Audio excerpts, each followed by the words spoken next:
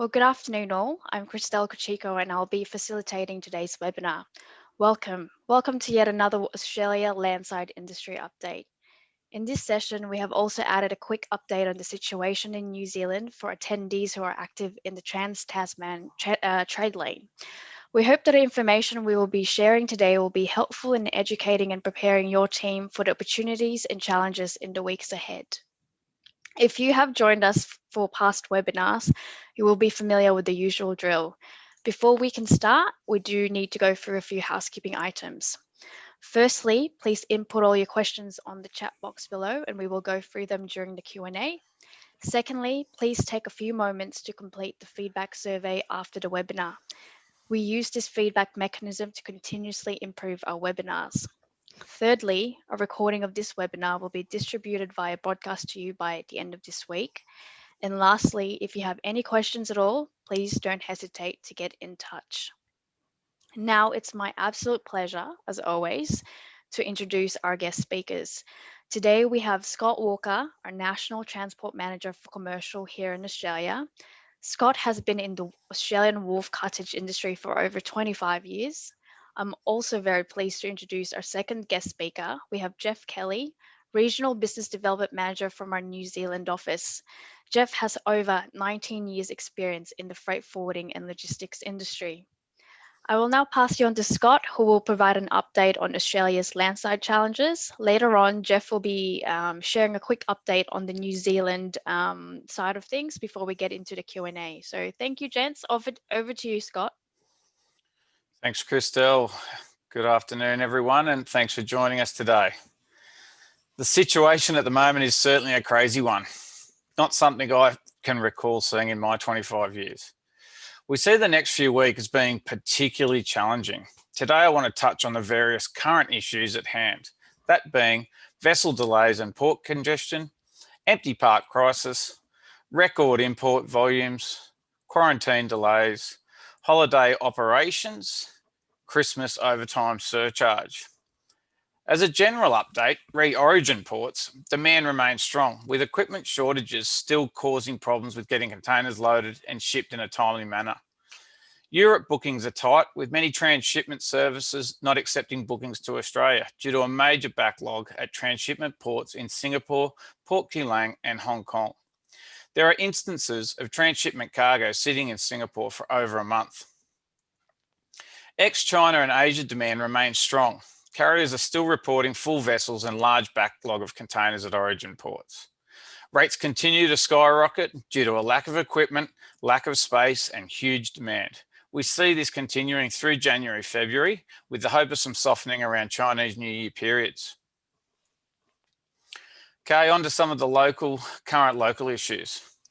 Wow, after a much softer start of the year due to COVID, we have seen volume increases of up to 30% on peak times last year, with some customers shipping as much as 300% more than this time last year. These numbers are having a major effect on deliveries and management of containers through our terminals. The port authorities in the eastern states are reporting record numbers through their port gates. These volumes are causing significant issues and delays within the supply chain. Please understand that these delays are expected to continue for some time yet. In an effort to bolster our fleet, we spoke with our preferred suppliers of Visa trucks to see if some additional fleet would assist. If we order new trucks today, we will not see them until April, May next year. In normal times, we can usually order a truck and within 2 weeks have it painted and fit out to our requirements and on the road working. The theme is the same for rental units and subcontractors. This highlights what is happening nationally in supply chains. The terminal congestion and delays. The ports have closed the gaps on vessel arriving delays. We are still seeing some significant movement of ETAs 1 to 5 days out. Often these changes may only be 12 hours. However, can be also much longer. A day up to even 5 was a recent one that we had this week. Currently, the ships arriving have massive import volume to come off. Some ships staying on the port for as long as 7 days. This is caused by a large exchange being required. As an example, last week we had a ship arrive into Sydney with 5,000 TEU of import containers to be removed. If they even go close to loading as many exports or empties back on, then this would be a 10,000 TEU exchange for the vessel, hence such a long time at port, and these are crazy numbers. This certainly slows down incoming arrival of vessels. This volume then flows onto the road operation of the stevedores. Nationally, we are seeing the impacts of much larger delays trying to pick up containers from stevedores.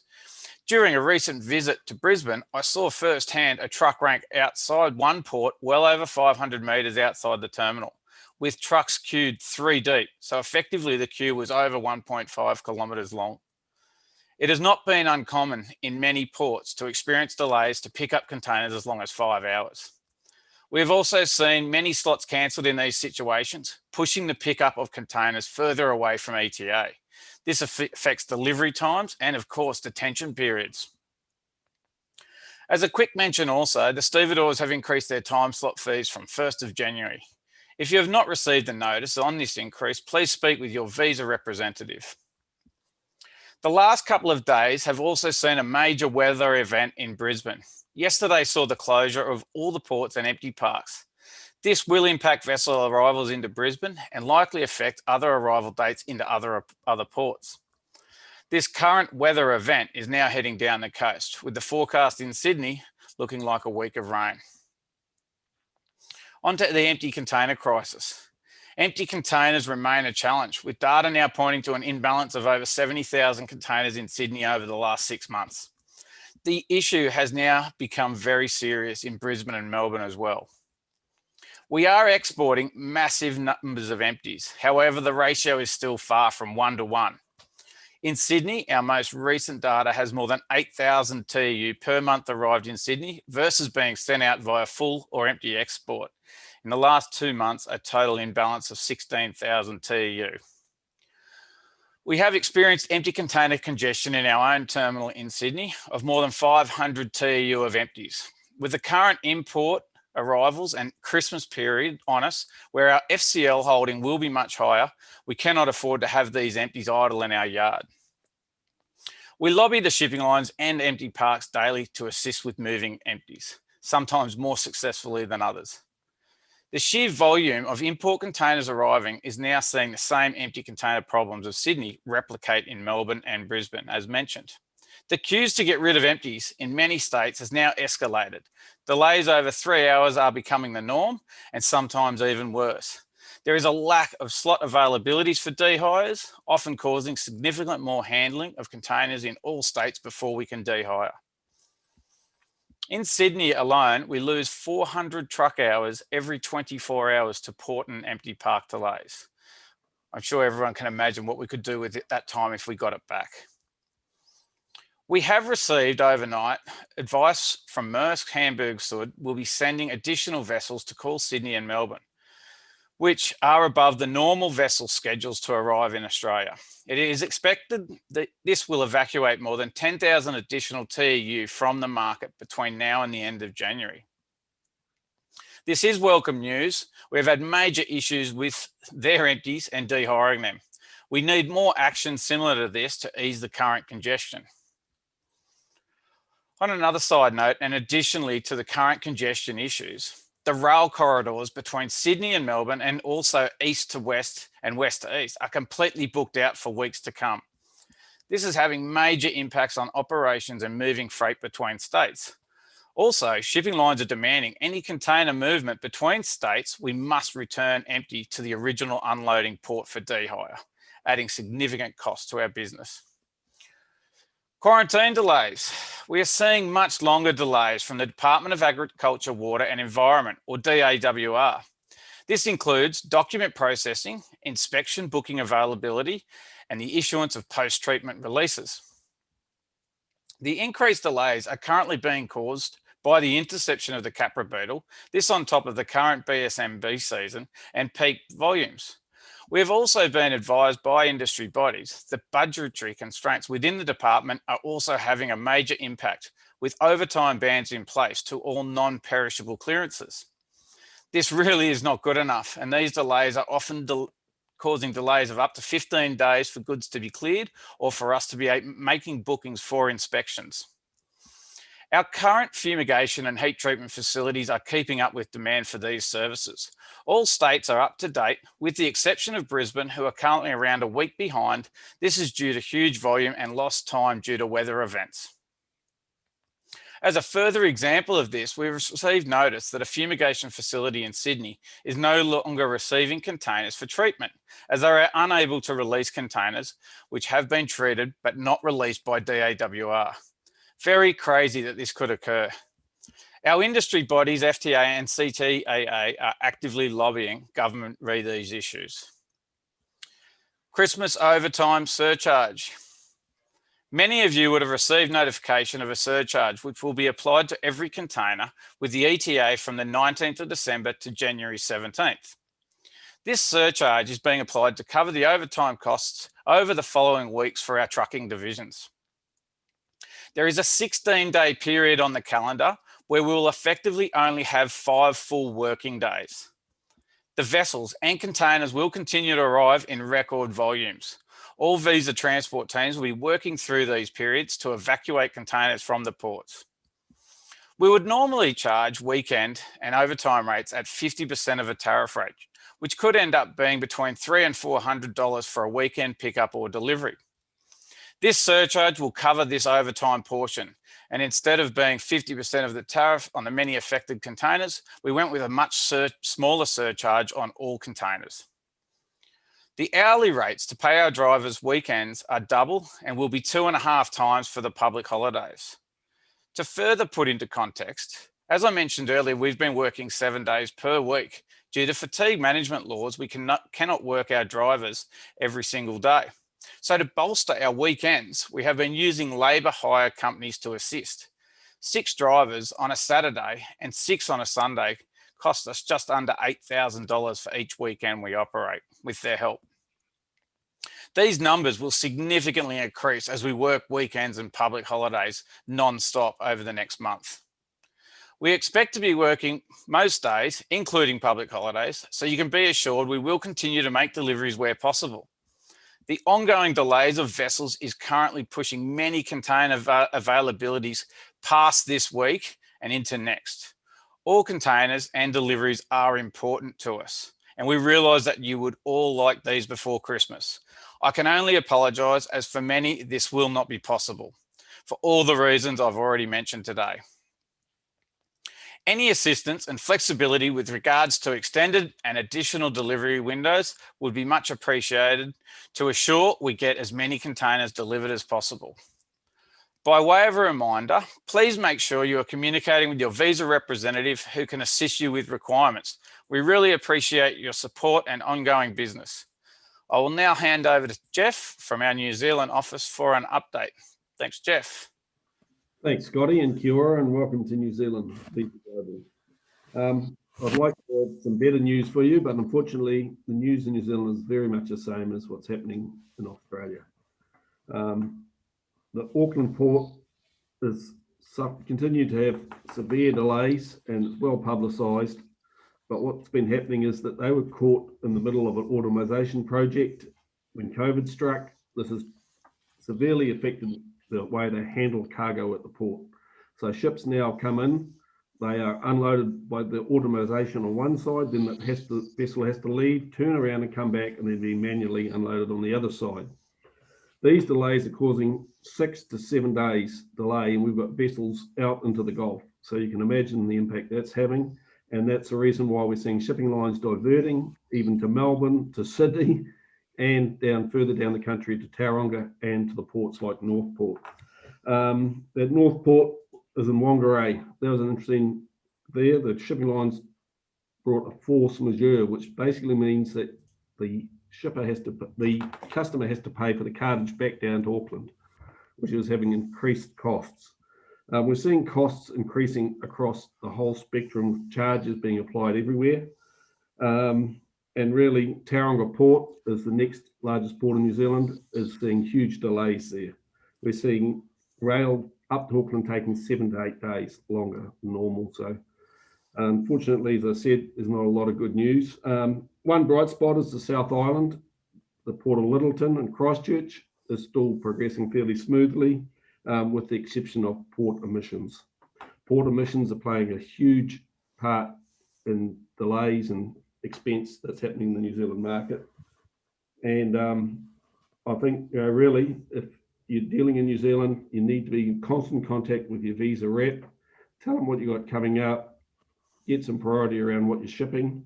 And I know that, like the Australian team, we are working day and night to clear the cargo to get it to you on time. But I wish I had better news than that. But unfortunately, that's what we've got. So with that, I'll hand you back to Crystal and Scotty. Thanks, Jeff. Thank you, Scott. We did receive a few questions during the registration phase, which we will address first. In the meantime, please feel free to input your questions in the Q&A chat box below. If you have any questions at all on any of the information that we've covered today, and we will endeavour to respond to them live. So our first question is from Nathaniel. He's asking, when do you anticipate more consistent discharge and delivery from port to customer? Can we have a response for both Australia and New Zealand, please? No worries. Thanks. Look, that's probably a bit of a crystal ball one, but I think a lot depends on what happens with the Christmas and Boxing Day sales. Because we can't travel, there's the expectation that these could be record Boxing Day sales. Now, whether consumers have already spent all the money they've got, and that's what we're dealing with now. But if I think the volume that we're already dealing with, without what could potentially happen in January, we're talking about March. But I think if we have big Boxing Day sales, that's certainly going to then put a lot of pressure on getting more stock into the country. So that could be extended through to the middle of the year potentially. So it's a little bit unknown. It is a bit of a crystal ball, but it's certainly, I think, going to be around at least until Chinese New Year and a bit further. But then, as mentioned, if Boxing Day sales are bigger than normal because none of us are overseas, it'd be interesting to see what happens. Thanks, Scotty. How about you, Jeff? What's the update for New Zealand? I think the major problem with New Zealand is going to be around Chinese New Year. That's typically very huge volumes coming to New Zealand at that point, and I can't see anything really being made any clearer or the situation clearing up until after Easter, unfortunately. Thank you. I got a question from Rob, maybe more for you, Scotty. Why is there a shortage of containers in Asia, and what can be done about it? Okay. Look, the problem's now global. It's not just Asia. So basically, containers are now sitting at import ports and not export ports where they're required. And from an Australian perspective, we look what's happening now with empty containers. There's way too many here. The shipping lines have obviously got paid freight coming in on the fulls. For every day that container sits there and loads up and empties, it's losing money. Now, yes, they need the containers at other ports. So I think they've come to realize that a little bit, but probably a little bit too late maybe. But it's that factor that if every time you drop fulls, you're not taking as many empties out, which is a massive case here in Australia right now. And I'd say replicated around the world, that all the empties are sitting in import ports and they need to be in the export ports. So when they all fix that, I'm not sure I can answer that either. Thanks, Scott. Let's move on to the questions we are receiving right now on the Q&A chat box. We've got a question from Rebecca. She's asking, is this surcharge, I'm guessing the Christmas overtime surcharge is what she's talking about, only applicable to containers you are delivering, or are they also applicable to containers you are also clearing? Or you are clearing also, sorry. That's actually a very good question. I don't even know the answer to it. No, I believe it's all around the overtime of trucks and the cost associated with removing containers from the ports. Now, I'll probably get shot after this because our brokers will probably have to work through as well. So, but yeah, from my understanding, it's a transport cost. Okay, thank you. Next question is from Isabel. She's asking, can you please clarify the 5 full working days across the 16-day period that we had on one of the presentation notes? Scotty?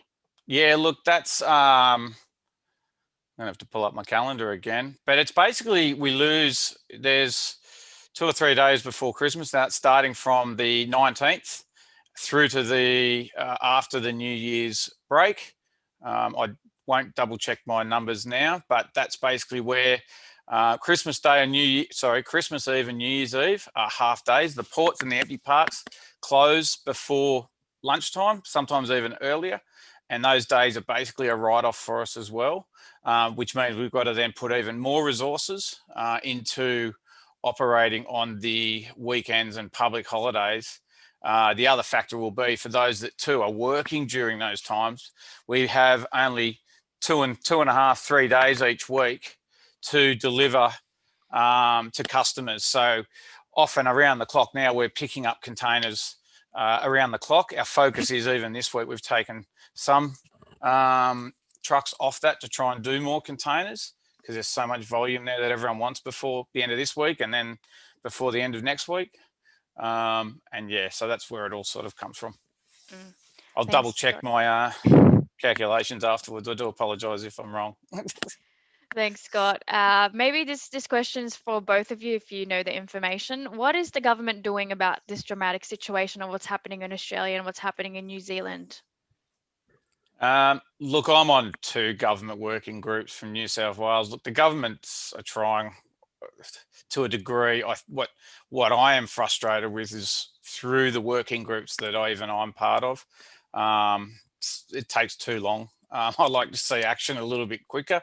They are certainly doing what they can to push the ports to load more empties out, for instance.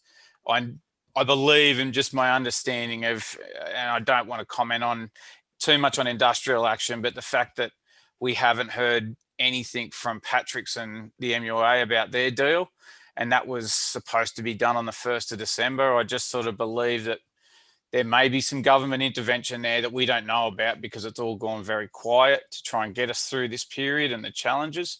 That's just my opinion. That is certainly not factual. That's just something that I'm assuming could be happening. I think in a lot of times their hands are tied.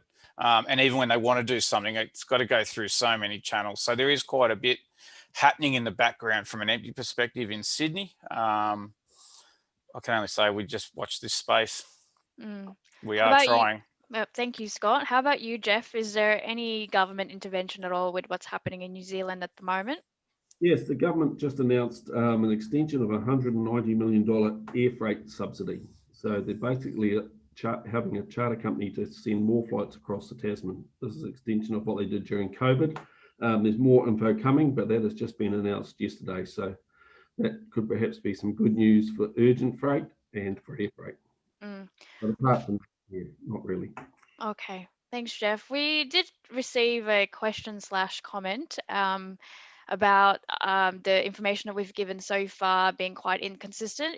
If you would like to give us a little bit more detail as to what you want to ask, in particular about the Christmas surcharge, please feel free to do so, and we will try to answer that as best we can right now, live.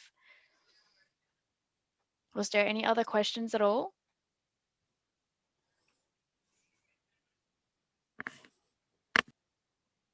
I guess with regard to that question, Christelle,